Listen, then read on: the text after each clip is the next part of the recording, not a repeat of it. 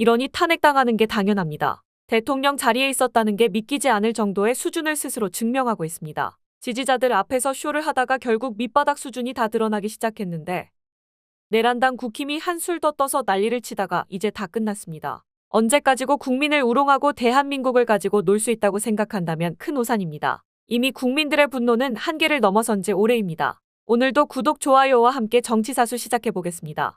윤 전 대통령은 파면 일주일 만인 어제 관저에서 나오면서 국민들을 향한 사과는 하지 않았습니다. 지지자들을 향해선 주먹을 쥐어 보이며 당당한 모습을 보여주었는데 서초동 집에 도착해서 들어갈 때는 다 이기고 돌아온 거라는 말도 했습니다. 윤석열 전 대통령이 서초동 자택인 아크로비스타에 도착해 아파트 입구로 들어갑니다. 아파트 내부에서 윤 전 대통령을 기다리고 있던 일부 주민들을 향해 이기고 돌아왔다고 말합니다. 이기고 돌아온 거니까 걱정하지 마세요. 파면이 돼 임기를 다 채우지 못한 것이지만 이렇게 말합니다. 어차피 5년 하나, 3년 하나. 관저에서 자택으로 이동한 시간대도 논란입니다. 교통이 혼잡한 금요일 퇴근 시간대인 오후 5시경에 경찰의 신호 통제를 받으며 이동한 건데 일부 온라인 게시판엔 이에 대한 불만을 토로한 글들이 올라왔습니다. 윤 전 대통령은 관저 퇴거 과정에서 시종일관 당당한 모습으로 지지자들과 인사를 나누고 주먹을 불끈 쥐는 등 파면된 전직 대통령이라곤 보기 어려운 모습을 보여줬습니다. 어제 변호인을 통해 낸 입장문에도 국민들에 대한 사과나 탄핵 결정에 대한 승복 메시지 없이 대한민국 국민의 한 사람으로 돌아가 나라와 국민을 위한 새로운 길을 찾겠다며 사실상 현실 정치에 영향력을 행사하겠다는 뜻을 내비쳤습니다. 윤 전 대통령에 대한 1차 체포영장 집행 만료일이었던 지난 1월 6일 서울 한남동 대통령 관저 앞에 홍성예산 강승규, 보령서천 장동혁 국민의힘 소속 국회의원이 나타났습니다. 이들은 같은 당 의원 40명가량과 함께 법원의 체포영장이 위법하다며 관저 앞을 지켰습니다.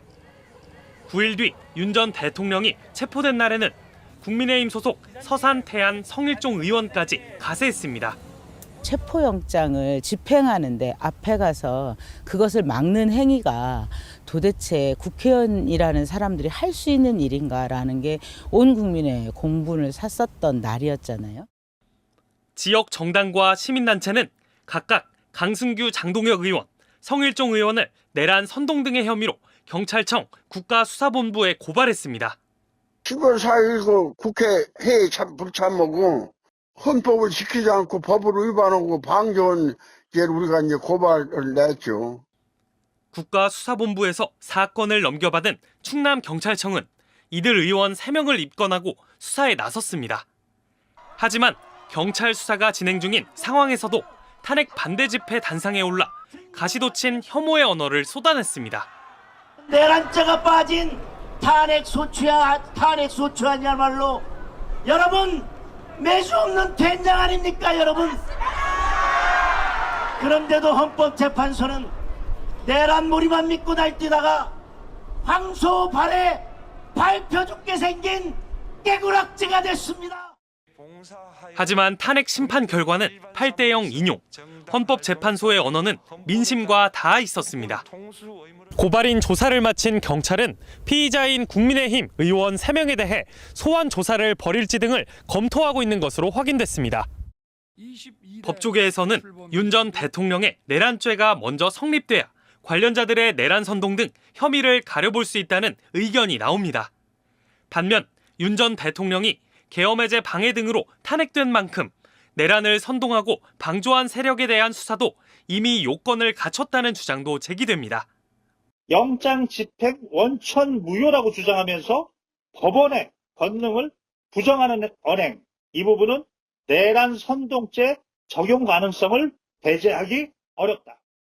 고발과 관련한 입장을 묻는 취재진의 질문에 세 의원 모두 답을 하지 않고 있는 가운데 고발장을 접수한 진보당은 경찰에 수사를 촉구하는 공문을 보낼 예정입니다.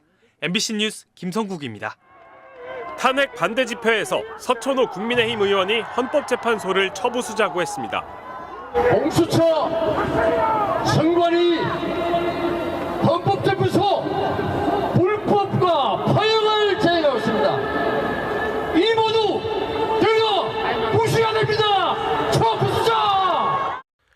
내란 혐의로 구속된 김용현 전 국방장관은 헌법재판관들을 처단하자고 옥중 편지를 보냈습니다. 불법 탄핵 재판을 주도한 문영배, 이미선이, 정계선이를 즉각 처단하자! 처단하자! 윤상현 국민의힘 의원이 극우 성향 인사를 국회 기자회견장에 불러들인 지 사흘 만이었습니다. 대통령에 대해서 탄핵을 인용해서 파면시킨다면 헌법재판소는 가루가 되어 사라질 것이고 윤석열 대통령 지지 세력들의 헌재 공격이 도를 넘었습니다. 윤 대통령은 탄핵 심판 결과에 승복하겠다는 말 없이 서부지법 폭도들을 감쌌습니다. 저의 구속 과정에서 벌어진 일들로 어려운 상황에 처한 청년들도 있습니다. 옳고 그름에 앞서서 너무나 마음이 아프고 미안합니다. 헌법재판소는 1987년 민주화운동의 결실로 이듬해 문을 열었습니다. 입맛대로 헌법을 뜯어고치던 군부 독재 정권을 청산하면서 헌법재판을 정상화한 겁니다. 헌재의 시초격인 헌법위원회는 박정희 유신 독재 시절부터 전두환 신군부 정권까지 단 한 건의 사건도 처리하지 않았습니다. 헌법재판소는 1988년 창립부터 지난 1월까지 5만 건 넘는 사건을 처리했습니다. 5.18 특별법 합헌 결정으로 왜곡된 현대사를 바로잡을 수 있는 법적 토대를 마련했고 긴급조치 위헌, 낙태죄 헌법 불합치, 기후소송 헌법 불합치 선고 등 국민 기본권 신장에도 앞장섰습니다. 헌재가 권위를 가지고 사법적으로 평화적으로 결정하니까 다른 관련 당사자들이 승복함으로써 해소됐습니다. 그러니까 쉽게 이 기관의 신뢰를 이렇게 흔드는 것은 대단히 어리석은 행동이라는 생각이 듭니다. 민주주의와 법치주의의 최후 보루로 평가받는 헌법재판소를 계속 위협한다면 역사를 거꾸로 되돌릴 거라는 게 헌법학자들의 진단입니다. MBC 뉴스 윤상문입니다. 탄핵 반대 집회관장인 연단위로 국민의힘 의원들이 우르르 올라갑니다. 우선 김기현 의원이 참석 의원들을 한 명씩 직접 소개합니다. 나경원 의원님 오셨습니다. 윤상현 의원님 오셨습니다. 장동혁 의원님 오셨습니다. 당 소속 108명 의원 중 3분의 1 넘는 37명이 여의도 탄핵 반대 집회를 찾았습니다. 이 중 3선 이상 중진만 12명, 12.3 비상계엄 당시 당 지도부였던 추경호 전 원내대표와 권영세 비대위원장 비서실장인 강명구 의원도 모습을 드러냈습니다. 당내 주류 의원들이 대거 참석한 셈입니다. 윤석열 대통령의 최후 변론을 듣고는 눈물이 났다고 호소했습니다.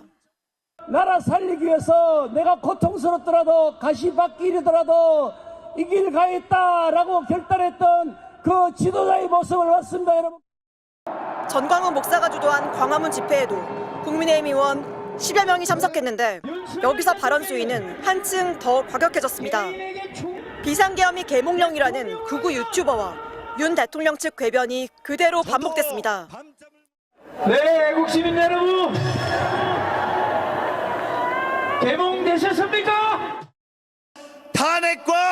탄핵을 남발하는 것을 보고 저도 미몽에서 깨어났습니다. 심지어 국가기관을 다 쳐부수자는 그거니 현직 의원의 입에서 나왔습니다. 공수처, 선관위, 헌법재판소 불법과 파행을 제기하고 있습니다. 이 모두 들어 무시해야 됩니다. 처부수자! 일동 차려! 애국 국민들께 경례! 네, 대단했습니다. 바로 우양우!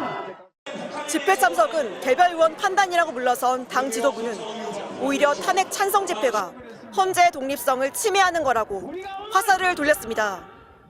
탄핵 인용하도록 그렇게 압박을 가하는 것은 그거는 헌재의 독립성을 침해하는 것이다. 민주당은 3.1절 정신을 짓밟고 권력 연장을 위해 대결과 폭력을 선동하는 국민의힘은 끝내 극우의 힘이 될 작정이냐고 비판했습니다. 오늘 내용은 여기까지입니다. 유익하셨다면 구독과 좋아요 한 번씩 부탁드립니다. 대한민국이 바로 서는 그날까지 정치사수가 함께하겠습니다. 감사합니다.